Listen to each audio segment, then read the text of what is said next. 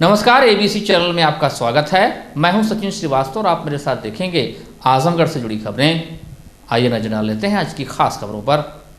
खबर के प्रायोजक हैं संपूर्ण बाजार, राहुल नगर, मड़िया, आजमगढ़। सामानों पर 10 से 40% तक की छूट। Cross valley international school, Kukulipur, Sathiyav, Azamgarh और वुडन टच, भवनाथ, आजमगढ़। बरदर थाना के असवनिया गांव में बुधवार को सुबह गांव के बाहर पोखरे में 20 वर्षीय बीए की छात्रा का शव मिला। परिजनों ने हत्या की आशंका व्यक्त करते हुए पुलिस को तहरीर दी है। पुलिस ने शव को कब्जे में लेकर पंचनामा कर पोस्टमार्टम के लिए भेजा। परिजनों में कोहराम मचा है, रो रो के बुरा हाल हो रहा है। पुलिस जाँच में जुटी है। असवनिया गाँव निवासिनी बीए तृतीय वर्ष की छात्रा पूजा पुत्री उदयभान गौतम का शव घर के पीछे पोखरे में मिला। सुबह गाँव के लोग पोखरे की तरफ गए तो शव देखा। पोखरे में युवती की लाश उतराई देख सन्न रह गए।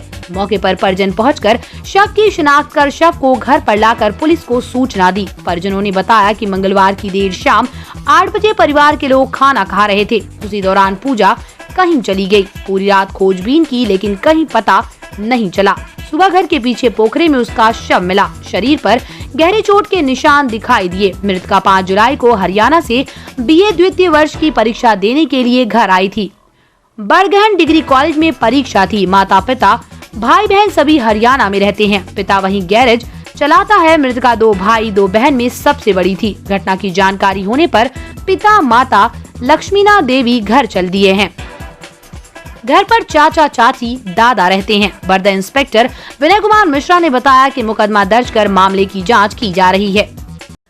कोरोना की दूसरी लहर ने जिस तरीके से पूरे देश में कोहराम मचाया था और लोग बेबसी से दम तोड़ते नजर आ रहे थे, वो मंजर खंजर की तरह आज भी लोगों के दिलों में चुभा हुआ है। उस समय हॉस्पिटल में संसाधनों की कमी को लेकर जबरदस्त हंगामा हुआ था। तब ऑक्सीजन प्लांट की जरूरत महसूस हुई थी। आजमगढ़ में भी कुछ इसी तरह की स्थिति बनी हुई थी। सैकड़ों लोगों को ऑक्सीजन न मिल पाने के कारण जान से हाथ धोना पड़ा था। तभी ये निर्णय लिया गया था कि आजमगढ़ में 15 जून तक 7 ऑक्सीजन प्लांट अलग अलग हॉस्पिटल में लगा दिए जाएंगे। इन प्लांट के शुरू होने के बाद दावा किया गया था कि बाहर से ऑक्सीजन खरीदने की जरूरत नहीं पड़ेगी। अस्पताल में भर्ती मरीजों के लिए जरूरत से ज्यादा ऑक्सीजन मिलने लगेगी। जिले में चक्रपाणपुर स्थित सुपर फैसिलिटी अस्पताल व राजकीय मेडिकल कॉलेज में ही कोविड के सभी मरीजों की भर्ती व इलाज की व्यवस्था की गई थी, इसलिए वहां पर सबसे ज्यादा जरूरत महसूस की जा रही थी। इसके बाद आजमगढ़ जिला मुख्यालय पर स्थित मंडलीय अस्पताल में ऑक्सीजन प्लांट बनाने के लिए मई माह के आखिरी में ही जोर शोर से तैयारियां चल रही थी। जिले के अतरौलिया व तरवा के 100 बेड के अस्पताल व लाडघाट स्वास्थ्य केंद्र में भी ये दावा किया गया था कि कोरोना संभावित तीसरी लहर के आने से पहले ही स्वास्थ्य व्यवस्था पूरी तरीके से मजबूती से इससे लड़ाई लड़ेगी और ऑक्सीजन की कमी कहीं किसी प्रकार से नहीं होगी। लेकिन समय बीत गया, कोरोना के मामले भी कम होते गए, सरकारी तंत्र फिर ढीला पड़ गया। परिणाम ये हुआ कि ऑक्सीजन प्लांट के शुरू होने के सपने भी अटकते दिखाई दे रहे हैं। मंडलीय अस्पताल आजमगढ़ की बात करें तो यहाँ पर केवल 3 तरफ से शेड लगाकर छोड़ दिया गया है। वहीं चक्रपाणपुर में भी अभी तक प्लांट नहीं शुरू हो सका। हालांकि केवल अतरौलिया में 12 जून को बीजेपी के एमएनसी विजय बहादुर पाठक के नेतृत्व में ऑक्सीजन प्लांट का लोकार्पण किया गया था। आजमगढ़ के सीएम में डॉक्टर AK मिश्रा ने बताया कि लालगंज में और अतरौलिया में ऑक्सीजन प्लांट शुरू हो गया है। तरवा अस्पताल में भी जल्द शुरू हो जाएगा और लाडघाट में भी 1-2 दिन के अंदर जो भी अड़चने हैं उसको दूर कर शुरू कर दिया जाएगा। उन्होंने बताया कि मंडलीय अस्पताल में ऑक्सीजन प्लांट के लिए सिविल वर्क पूरा कर लिया गया है। Oxygen plant PM cares fund से आना है, इसलिए थोड़ी देर हो रही है। चक्रपाणपुर में भी 2 कंपनियों के माध्यम से लगना है, वहाँ भी जल्द ही कार्य हो जाएगा। 30 जुलाई तक सभी प्लांट लग जाएंगे। ऑक्सीजन प्लांट अपने जनपद, हमारे जनपद आजमगढ़ में अतरौलिया में ऑक्सीजन प्लांट हमारा 12 जून को हैंडओवर हो गया है। 12 जून को क्रियाशील भी हो गया है। लालगंज में 15 जून को क्रियाशील हो गया है। लाडघाट में हमारा प्लांट शुगर डिपार्टमेंट से मिलना है। सारी हमारी तैयारी हो चुकी है। फाउंडेशन बन गया है, सिविल वर्क बन गया है, ट्रांसफार्मर का लोड बढ़ गया है, बिजली का काम हो गया, पाइपलाइन बिछ गई है। प्लांट कल डिस्पैच शाहिदाबाद से हो गया, आज प्लांट मेरा लाट घाट पहुँच जाएगा और कल वो क्रियाशील हो जाएगा। चौथा प्लांट हमारा 100 बेड तरवा में है, 100 बेड तरवा में लगना है, जिसमें सिविल वर्क और पाइपलाइन का कार्य 15 जुलाई तक पूरा हो जाएगा। और हमें पूरी उम्मीद, और UPPCL को प्लांट के लिए हम लोगों ने MP MLA फंड से पैसा ट्रांसफ़र किया हुआ और उन्होंने कहा है कि हम 20 से 25 तारीख तक हम प्लांट आपको दे देंगे। तो उम्मीद है कि तरवा का प्लांट भी हमारा 30 जुलाई तक क्रियाशील हो जाएगा। जो जिला अस्पताल में प्लांट है PM केयर फंड से, यहाँ भी सिविल वर्क, बिजली का काम हो चुका है। प्लांट चूँकि PM केयर फंड से आना है तो उसका इंतज़ार हो रहा है, उसके भी जल्दी आने की संभावना है। और मेडिकल कॉलेज में भी UPPCL से और ट्राइडेंट से वो भी उम्मीद है कि जुलाई के अंत तक लग जाएगा। और एक PM केयर से अभी जल्द में 1 हफ्ते पहले जिला महिला चिकित्सालय में हमारा प्लांट सैंक्शन हुआ है, उसमें भी सिविल कार्य शुरू हो गया है। तो हम ये उम्मीद करते हैं कि हमारे जनपद में जो कार्य ऑक्सीजन संबंधित प्रारंभ है वो 30 जुलाई तक हम पूरा कर लेंगे। सर क्या वजह थी कि इतना लेट हो गया, क्या विभागीय की कि शासन से? नहीं, लेट नहीं, जैसे चूँकि प्लान्स जो है अलग अलग डिपार्टमेंट से आने थे और चूँकि प्रदेश में सारे जगह प्लान्स का काम हो रहा है इसलिए, लेकिन जो हमारी डेडलाइन थी 30 जुलाई तक, उसमें कहीं कोई परिवर्तन नहीं है। ये जिला अस्पताल में केवल PM केयर फंड से आना है, इसके थोड़ा सा डिले होने की संभावना बताई जा रही है। यहाँ भी हम लोगों के स्तर का जो कार्य है, सिविल वर्क, बिजली कार्य, ये सब हम लोग पूरा कर चुके हैं। उत्तर प्रदेश अनुसूचित जाति एवं अनुसूचित जनजाति आयोग लखनऊ के उपाध्यक्ष राम नरेश पासवान की अध्यक्षता में सर्किट हाउस के सभागार में अनुसूचित जाति और अनुसूचित जनजाति के व्यक्तियों की समस्याओं के निस्तारण किए जाने के संबंध में बैठक संपन्न हुई। इस अवसर पर जिला समाज कल्याण अधिकारी द्वारा बताया गया कि वर्ष 2021-22 में उत्पीड़न के 56 प्रकरण के 102 लाभार्थियों को 83,31,250 रुपए की धनराशि उनके खाते में RTGS के माध्यम से प्रेषित की गई। वर्तमान समय में उत्पीड़न का कोई प्रकरण लंबित नहीं है। उपाध्यक्ष ने जिलाधिकारी से कहा कि जनपद में जो भी उत्पीड़न के मामले प्रकाश में आए उसका तत्काल निस्तारण कराएं। इसी के साथ ही उन्होंने कहा कि जनपद में जो भी सफाई कर्मी कार्यरत हैं उनका सही सदुपयोग कराया जाए। आगे उन्होंने जिलाधिकारी से कहा कि ग्रामीण क्षेत्रों में जो बिजली के तार सड़कों के पार कर रहे हैं उन बिजली के तारों पर जाली लगवाएं, जिससे बिजली से होने वाली दुर्घटनाओं से लोगों को बचाया जा सके। इस अवसर पर सदस्य कमलेश पासी, शेषनाथ आचार्य, तीजाराम, अनीता सिद्धार्थ, मनोज सोनकर, जिलाधिकारी राजेश कुमार, पुलिस अधीक्षक सुधीर सिंह, अपर जिलाधिकारी प्रशासन नरेंद्र सिंह, पुलिस अधीक्षक ग्रामीण सिद्धार्थ, जिला समाज कल्याण अधिकारी विनोद कुमार सिंह उपस्थित रहे।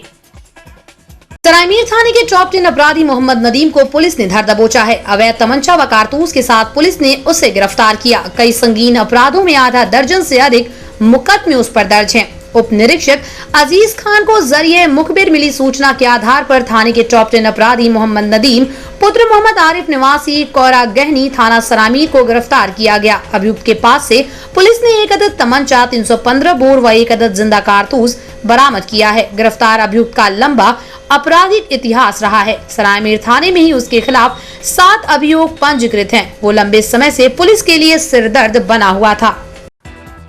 मरे को मारे शाह मदार कहावत जैसी स्थिति जनपद में मुर्दों की है। जी हां, जिंदों को इंसाफ का दावा सरकार कितना भी कर ले, लेकिन मुर्दों के बारे में क्या कहा जाए। 3 साल भी मुर्दों को रखने के लिए बना ठंडा घर ठंडा पड़ा हुआ है। लगभग 3 साल पूर्व सरकार ने 52 लाख खर्च कर मुर्दों के लिए आधुनिक पोस्टमार्टम हाउस बनाने की योजना बनाई। लगभग 1 साल में तैयार होने के बाद CMO को हैंडओवर भी कर दिया गया। उसके बाद का अधूरा काम स्वास्थ्य विभाग को पूरा करना था, लेकिन विभाग की करनी सामने आ रही है। शासन ने शवों को सुरक्षित रखने के लिए 2018 में ही 6 फ्रीजर भेजे थे, लेकिन उसको प्रयोग में लाने में लगभग 1 साल लग गए। 2019 में फ्रीजर तो लगाए गए, लेकिन इलेक्ट्रॉनिक पैनल लगाने में 1 साल लग गए। बात मीडिया तक पहुंची तो मंडलायुक्त ने मामले को गंभीरता से लिया। उसके बाद फ्रीजर चलाने के लिए इलेक्ट्रिक पैनल लगाया गया, लेकिन पैनल लगने के बाद 2 फ्रीजर भी खराब हो गए। वर्तमान समय में 6 में से 4 फ्रीजर में मात्र 2 चल रहे हैं। इसकी मरम्मत की जरूरत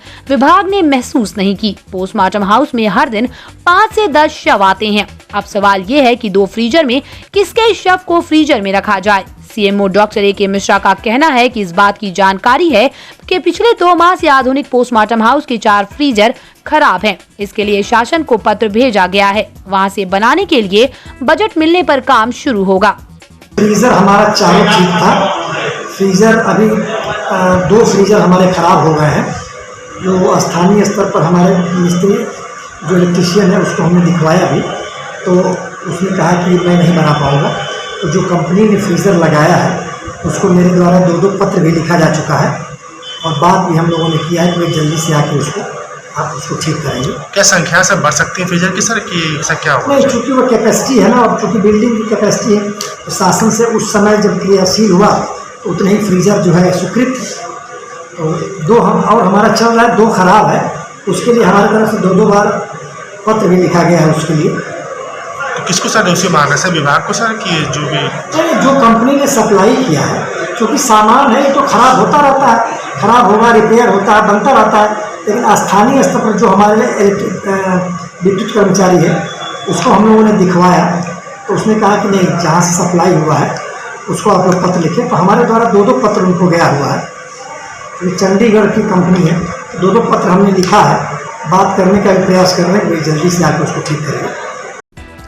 निजामाबाद थाने की पुलिस ने बुधवार को गैंगस्टर के मामले में वांछित दंपत्ति को अलग अलग स्थानों से गिरफ्तार किया है। पकड़े गए दोनों आरोपी गोकशी के मामले में कुख्यात बताए गए हैं। निजामाबाद थाना प्रभारी शिवशंकर सिंह बुधवार की सुबह अपने सहयोगियों के साथ क्षेत्र के शेखपुर हुसामपुर गांव में छापेमारी कर गैंगस्टर के आरोप में वांछित मुस्तरी पत्नी अयूब उर्फ बाना को अपनी गिरफ्त में ले लिया। पकड़ी गई महिला से की गई पूछताछ के बाद पुलिस ने उसके पति अयूब उर्फ बाना पुत्र नोखेलाल को क्षेत्र के फरिया बाजार से गिरफ्तार किया है। दोनों आरोपियों के खिलाफ गोवध निवारण अधिनियम के तहत मुकदमे दर्ज बताए गए हैं। Wooden touch Bhawarnath Azamgarh, a complete hardware store. हमारे यहाँ branded plywood, flush door, designer door, PVC door, 4 mica, fancy hardware, kitchen की चिमनी एवं मॉड्यूलर किचन की एक्सक्लूसिव रेंज उपलब्ध। अपने आशियाने में लगाइए 4 चांद, पहुंचिए वुडन टच भवरनाथ आजमगढ़। संपूर्ण बाजार राहुल नगर मड़िया आजमगढ़। किराना store, general merchant, cosmetic, fast food, home and kitchen के सामानों का आजमगढ़ का सबसे बड़ा प्रतिष्ठान। फूड ग्रेन्स, ऑयल्स और सभी प्रकार के मसाले, cosmetic store, snacks store, summer drink and beverages, cleaning and house hold, home और किचन के product, bakery store, dairy product, सभी सामान मार्केट रेट से सस्ता और अच्छा, 10 से 40% तक की छूट। पतंजलि के सामानों पर 15% तक विशेष डिस्काउंट। शादी विवाह के सामानों की खरीदारी पर स्पेशल ऑफर। संपूर्ण बाजार राहुल नगर मड़िया आजमगढ़।